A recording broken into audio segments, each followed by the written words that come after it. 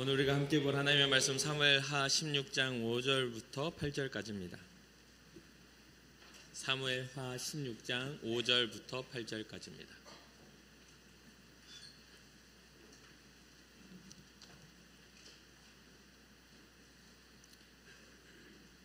우리 찾으셨으면 한 목소리로 합독하도록 하겠습니다. 다윗 왕이 바후림의 이름에 거기서 사울의 친족 한 사람이 나오니 게라의 아들이요 이름은 시므이라. 그가 나오면서 계속하여 저주하고 또 다윗과 다윗 왕의 모든 신하들을 향하여 돌을 던지니 그때 모든 백성과 용사들은 다 왕의 좌우에 있었더라. 시므이가 저주하는 가운데 이와 같이 말하니라. 피를 흘린 자여 사악한 자여 가거라 가거라. 사울의 족속의 모든 피를 여호와께서 내게로 돌리셨도다. 그를 이어서 내가 왕이 되었으나 여호와께서 나라를 내 아들 압살롬의 손에 넘기셨도다. 보라, 너는 피를 흘린 자이므로 화를 자초하였느니라 하는지라. 아멘. 아멘. 여러분들 기도해 주신 덕분에 베트남 선교를 너무나 은혜롭게 잘 다녀왔습니다. 저는 베트남이 가기 전에는 우기여서 계속 비가 온다라는 이야기를 선교사님께 들었는데 막상 가서 보니까 이 전주에는 비가 계속 왔었대요. 그런데 저희가 가서 보니까 저희가 밖에 나가서 활동하면 해가 쨍쨍하니 맑은 하늘이 되고, 뭐 카페나 아니면 사역으로 실내에 들어가면 비가 시원하게 쏟아지고, 또 이제 나갈 때쯤 되면 또 해가 쫙 나고, 아주 뭐가 하나님께서 스토리를 잘 만들어 주셔가지고 너무 이렇게 안전하고 또 즐겁게. 와서 보니까 우리나라가 더 더워요. 어찌나 더운지. 그래서 우리 청년들과 제가 또 이렇게 사역도 하고 또 베트남 음식도 너무 잘 먹어서 통통하게 살쪄가지고 와서 앞으로 또 좀 열심히 다이어트를 해야 될 상황입니다. 다 기도 덕분인 것 같고, 선교사님이 그러세요. 아, 진짜 기도 많이 하셨나 보다.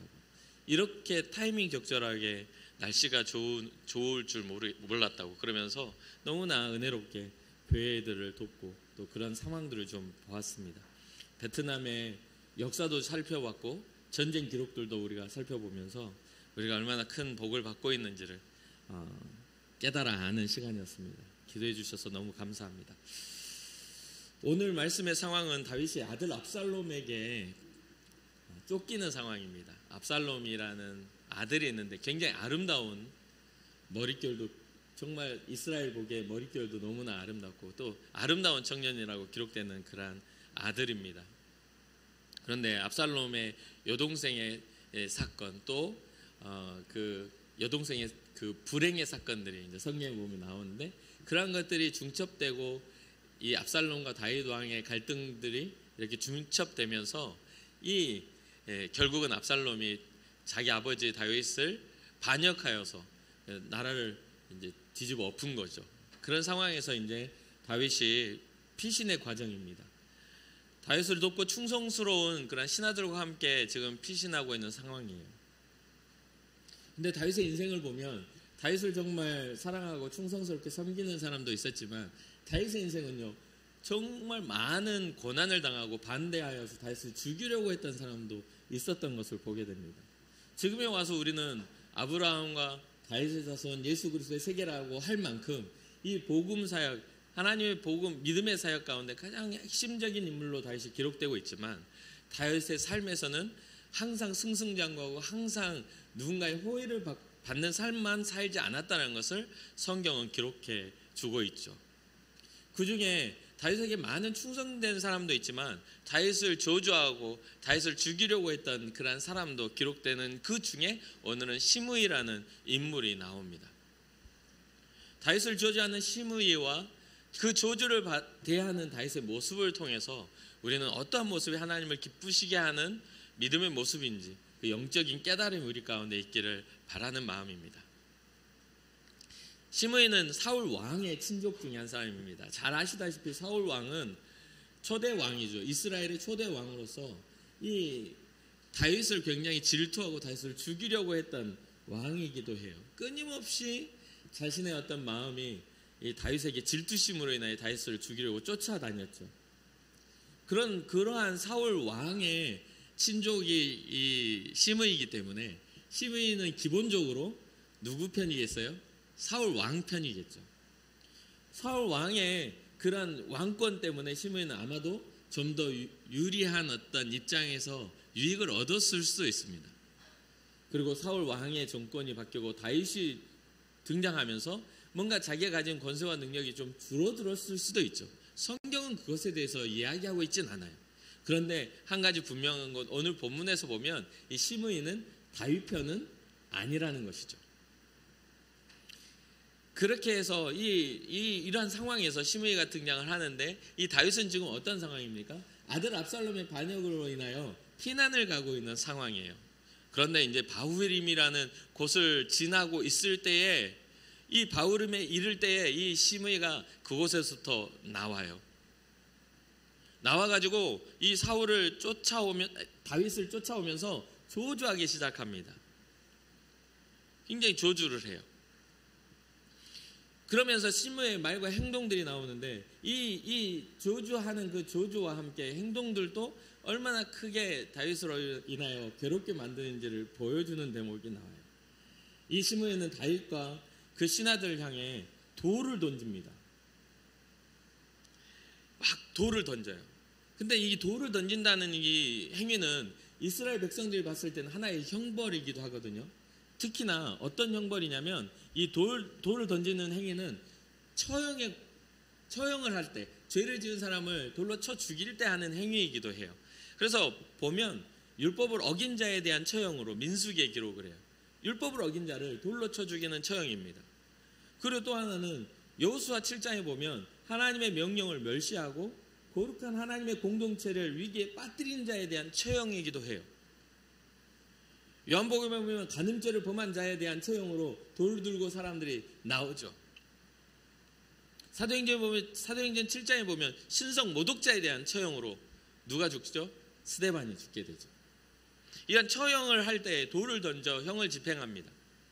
지금 다윗은 사랑하는 자기 자녀에게 쫓길 뿐만 아니라 이 시므이라는 한 사람이 와서 돌을 던지면서 자기를 어떠한 자로 취급을 해요? 죽을 자로 취급하고 있는 거예요. 너는 마땅히 죽을 자다 라고 이야기하는 것이죠. 아들에게 쫓기는 것만으로도 괴롭고 괴로운 일인데, 너무나 힘에 겨운 일인데 이 시므이라는 사람이 등장해가지고 막 돌을 던지면서 수치스럽게 만든다는 거죠. 시므이의 저주는 무엇입니까? 피를 흘린 자요, 사악한 자요, 가거라. 이거를 좀 더 쉽게 번역해 놓은 새 번역에 보면 영영 가거라, 이 피비린내 나는 살인자야, 이 불한당 같은 자야 라고 번역을 합니다. 그러니까 이게 굉장히 다윗에 대해서 모욕적인 언사를 하고 있는 것이죠. 그러면서 시므이는 더 이야기하죠. 8절에 사울의 족속의 모든 피를 여호와께서 너에게로 돌리셨도다. 그를 이어서 내가 왕이 되었으나 여호와께서 나라를 내 아들 압살롬의 손에 넘기셨도다. 보라, 너는 피를 흘린 자이므로 화를 자초하였느니라. 이렇게 이야기를 해요. 이걸 좀 더 쉽게 또 새 번역에서는 이렇게 이야기합니다.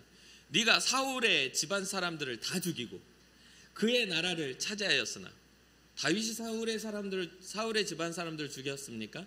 아니에요. 사울이 죽은 것도 전쟁에 나갔고요.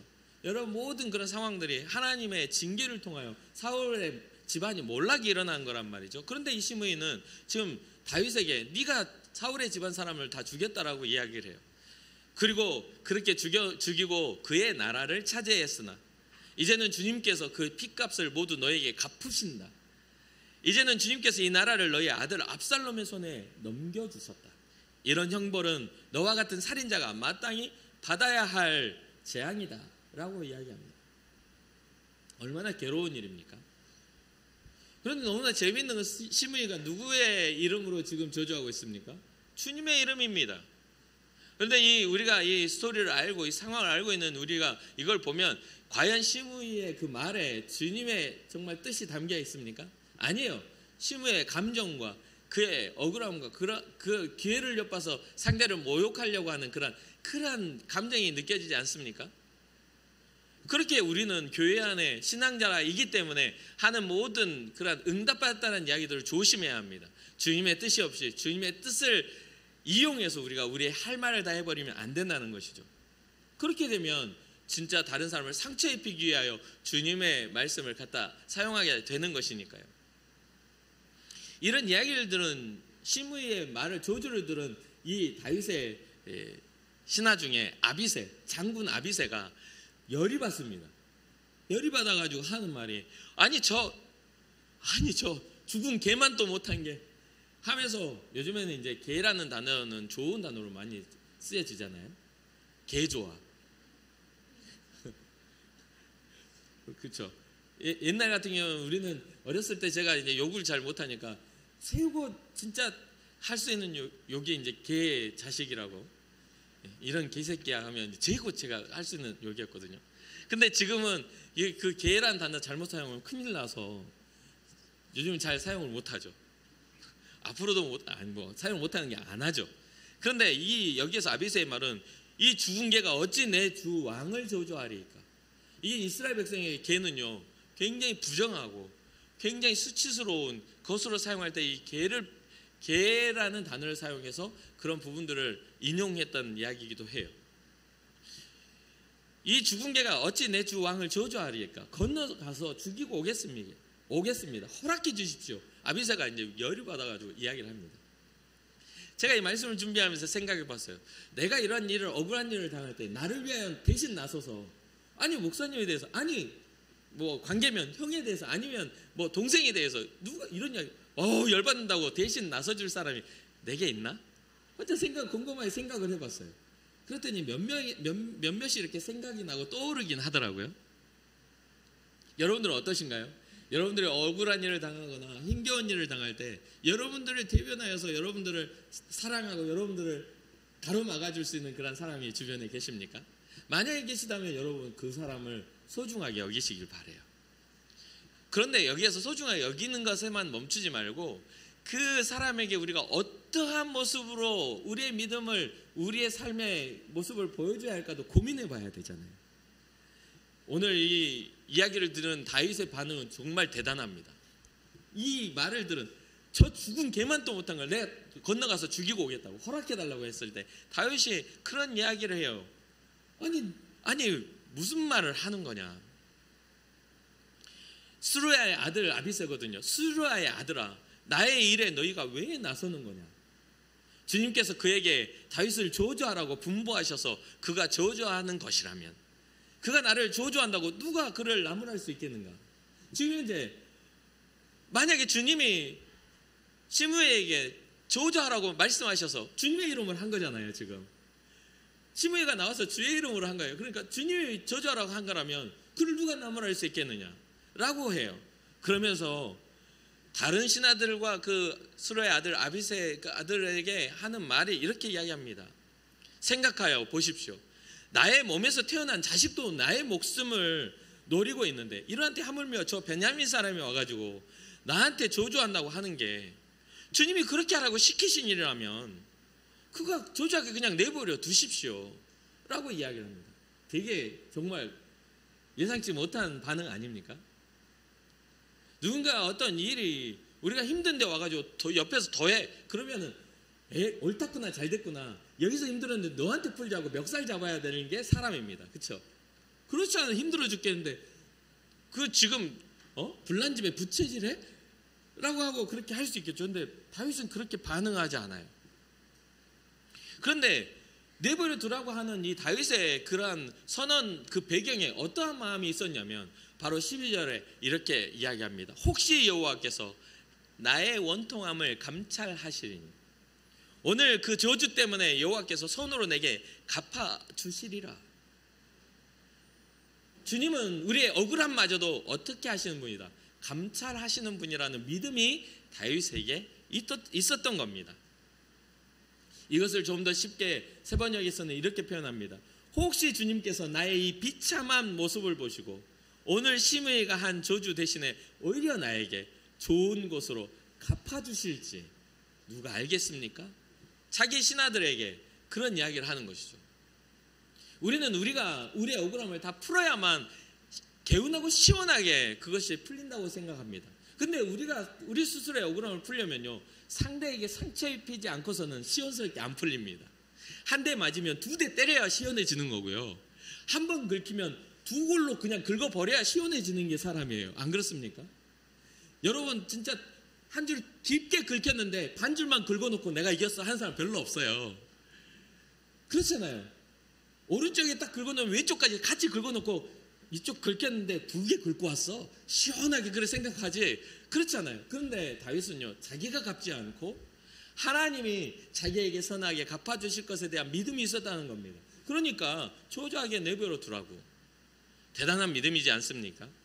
정말 따라하기 힘든 믿음이죠. 정말 놀라운 반응이에요. 정말 놀라운 반응입니다. 자신을 저주하는 것마저도 하나님의 감찰은 놓치지 않아. 하나님이 굽어 보시는 것은 그가 나를 저주한다 할지라도 그 모든 것들, 상황들을 처음부터 끝까지 아시는 그분은 알고 계셔. 그 나의 비참함을 아시는 주님이 선으로 내게 갚아주실 거야 라는 그 믿음이 있었던 것이죠. 여기까지만 보면 좀 뭔가 무책임하고 뭐지 이게? 라고 생각할 수 있어요. 그냥 그렇게 디테일하게 다윗이 자기의 어떤 마음을 표현해 놓은 게 아니니까요. 그런데 시편 3편에 다윗이 압살롬을 피해 피난을 가면서 지은 시가 나옵니다. 그 시를 제가 읽어드릴게요. 여호와여, 나의 대적이 어찌 그리 많은지요. 일어나 나를 치는 자가 많으니이다. 많은 사람이 나를 대적하여 말하기를 그는 하나님께 구원을 받지 못한다고 합니다. 여호와여, 주는 나의 방패시요 나의 영광이시요 나의 머리를 드시는 자니시니이다. 내가 나의 목소리로 여호와께 부르짖으니 그의 성산에서 응답하시는도다. 셀라. 내가 누워 자고 깨었으니 여호와께서 나를 붙드심이로다. 천만인이 나를 애워싸 친친다 하여도 나는 두려워하지 아니하리이다. 여호와여, 일어나소서. 나의 하나님이여, 나를 구원하소서. 주께서 나의 모든 원수의 뺨을 치시며 악인의 일을 꺾으셨나이다. 구원은 여호와께 있사오니 주의 복을 주의 백성에게 내리소서. 아멘입니까? 이러한 믿음의 고백 안에는, 그 배경에는 바로 이런 마음이 있었습니다. 나의 대적이 많습니다. 나를 치는 자도 많습니다. 그들은 나를 저주하고 하나님께 구원받지 못한다라고 손가락질합니다.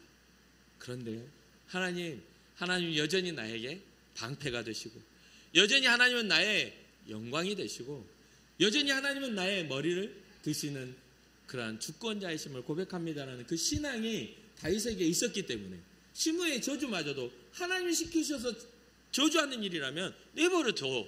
나의 비참함을 아신다면 나를 다시 회복하실 거야 라고 말할 수 있는 담대함이 있었던 것이죠. 6절에 뭐라고 합니까? 천만 명이 나를 애워싼다 할지라도 나는 두려워하지 않아 라고 이야기하고 있는 것이죠. 아들 압살롬의 반역으로 인하여 마음이 무너진 상태, 또 그 피난길에 시므이가 와서 저주하며 정말 처형받을 만한 자들의 대해야 할 그런 대우를 하며 돌을 던지는 그러한 상태 가운데에서도 다윗의 마음은 하나님을 향하고 있었음을 기억하시기를 바랍니다. 우리는 우리를 저주하며 따라오는 사람들을 아비새와 같이 생각하고 대할 수 있습니다. 저 죽은 개 같은 라고 생각할 수 있겠죠.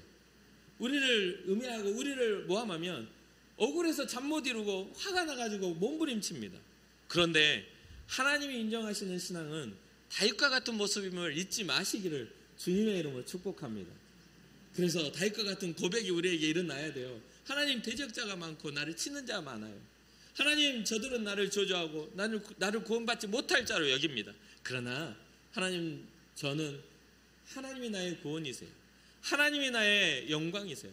하나님이 나의 머리를 드시는 분임을 우리가 고백합니다라고 말할 수 있는 신앙이 여러분과 저에게 있기를 주님의 이름으로 축복합니다. 성경에 보니까 로마서 12장 17절에 아무에게도 악으로 악을 갚지 말고 모든 사람 앞에서 선한 일을 도모하라 라고 가르쳐 줍니다. 데살로니가 전서 5장 15절에 보면 삼가 누가 누구에게든지 악으로 악을 갚지 말게 하고 서로 대하든지 모든 사람을 대하든지 항상 선을 따르라고 우리에게 가르쳐 주십니다. 또 베드로는 베드로전서 3장 9절에 악을 악으로 욕을 욕으로 갚지 말고 도리어 복을 빌라. 이를 위하여 너희가 부르심을 받았으니 이는 복을 이어받게 하려 하심이라.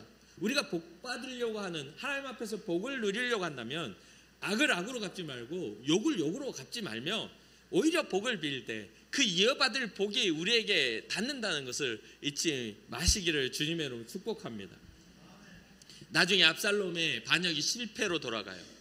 자기가 아름답다고 생각했던 그 머리카락이 나무에 걸리고 말아요. 그래가지고 나무에 대롱대롱 매달려 있게 되죠. 그래서 결국에는 압살롬의 그러한 모든 반역은 실패로 돌아가고 압살롬은 죽고 말죠. 그리고 이제 다윗은 다시 자기의 성으로 회복하여 돌아오는 길에 이 사무엘하 19장에 보면 이 시므이가 이 다윗을 맞이하며 나옵니다.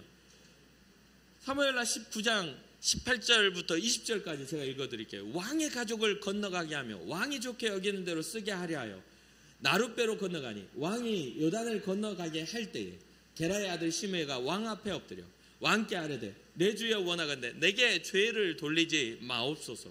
내 주 왕께서 예루살렘에서 나오시던 날에 종의 패역한 일을 기억하지 마시오며 왕의 마음에 두지 마옵소서.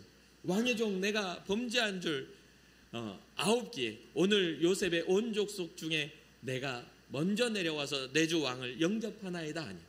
이제 상황이 반전되니까 이 시므이는 제일 먼저 다른 사람보다 먼저 와가지고 왕 앞에 엎드려가지고 하는 말이 내가 했던 거 기억하지 마세요. 내가 했던 거 용서해 주세요. 기억하지 마세요. 하면서 발발발발 떨면서 그것을 막 합니다. 어떻습니까? 우리가 어떤 고난스러운 일을 당하고 그 고난스러운 일을 잘 극복해서 돌아서서 올 때 우리는 가끔 그런 생각을 할 때가 있죠. 그럴 줄 알았어. 너 두고 보자. 가는 길에 넌 죽었어. 이렇게 생각할 수 있잖아요. 그런데 그 사람이 와가지고 앞에서 팔팔 떨고 있어. 그러면 승자의 미소를 가지고 허허허 그럴 줄 알았어. 너는 이제 죽었다. 이렇게 하겠습니까? 대부분의 사람은 그렇게 하고 말아요. 근데 믿음의 사람 다윗의 모습에서는 그 모습이 안 나타나요. 그렇다고 여러분 다윗이 이 일이 너무나 가볍기 때문에 쉽게 용서했다라고 그런 생각은 하지 마세요. 왜냐하면 이 사건은요 솔로몬에게까지 이어지는 사건입니다. 다윗이 자기의 죽음을 앞에 두고 이 시므이의 사건을 언급해요. 이 다윗에게는 이게 엄청난 상처가 되는 사건이에요. 아들이 죽은 사건이고 아들의 반역이 일어난 사건이고 그리고 자기가 아버지처럼 사랑했던 끝까지 그 마음을 지켰던 사울 왕에 대한 이야기예요. 다윗은 끝까지 자기의 마음을 지켰지만 시므이는 그것을 완전히 다르게 바꿔가지고 너 때문에 사울 왕의 가족이 다 죽은 거야. 너는 그의 피값으로 왕위를 이어받았고 그 피를 흘린 너의 죄가 너에게 돌아와서 네 아들 압살롬이 왕이 되고 말았어라고 하면서 막 저주를 퍼부은 사건이란 말이에요. 그래서 쉽게 용서한 게 아니에요. 하나님이 이 일을 시키셨다라는 믿음이 있었기에 그것을 묻어두고 간 것이죠. 그 신앙이 있었기 때문에. 정말 쉽지 않은 겁니다. 사랑하는 사람에게 배신당하고 엎친 데 덮친 격이라고 어려운 일을 당할 때 그 틈을 타고 시므이는 아주 저주를 합니다. 다윗이 하지 말아라고 했는데요. 이 성경에 보면 따라오면서 시므이가 돌을 던지고 먼지를 막 거기 다윗이 가는 길에 막 먼지를 피워요. 완전히 모욕적인 일들을 하죠. 우리가 하나님 앞에 정직하다면 다윗과 같은 담대함이 있기를 좀 소망해 봅니다. 우리가 정말 정직한 길을 걷고 후회함 없는 길을 걷는다면 흔들리지 마세요. 주님이 우리의 억울함, 우리의 비참함을 아시고 반전시키는 하나님이시라는 것을 믿으시기를 주님의 이름으로 축복합니다. 어쩌면 이 자리에 모여서 함께 예배하는 여러분들 중에서도 다 그렇지 않죠. 오늘아주 진짜 너무 평안하고 삶이 너무 평안해서 주님 앞에 나와 예배하는 것도 뭔가 작정하고 단단한 결단을 내려야 예배할 수 있는 분이 있어요. 그분들은요 삶이 평안하기 때문에 그래요. 제가 보면 목회자를 살면서 보면요 예배에 간절함이 없는 사람들은요 기도할 거리가 별로 없기 때문에 간절함이 없는 겁니다. 주님이 필요치 않아요. 그들의 삶은 언제나 배부르고 편안해요. 그러니까 간절함이 사라지죠.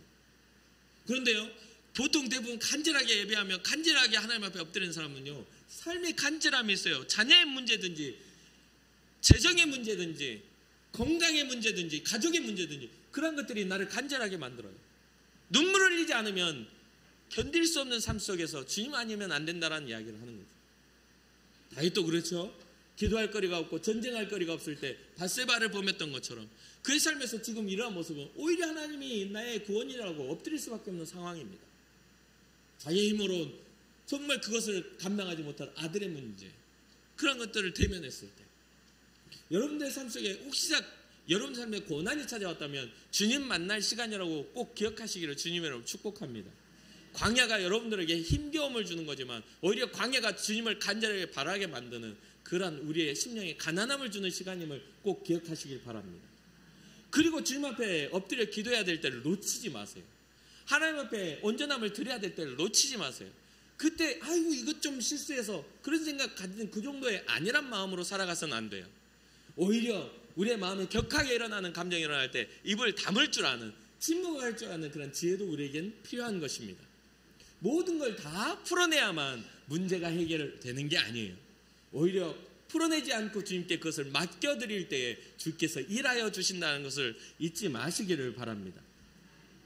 시편 3편의 다윗의 고백처럼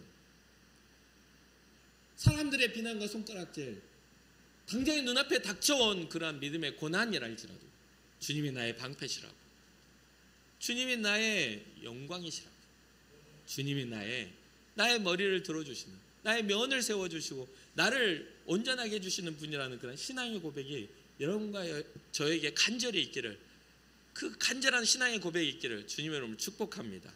그래서 한 주간 동안 여러분 살아가는 삶의 현장 속에서도 혹시나 인생 중 마주하는 산이 너무 크게 우리에게 다가온다 할지라도 그 산보다 더 크신 하나님이 우리의 하나님이심을 잊지 마시고 끝까지 믿음의 승리를 이루어가는 여러분과 제가 되기를 주님의 이름으로 축복합니다. 잠시 기도하겠습니다.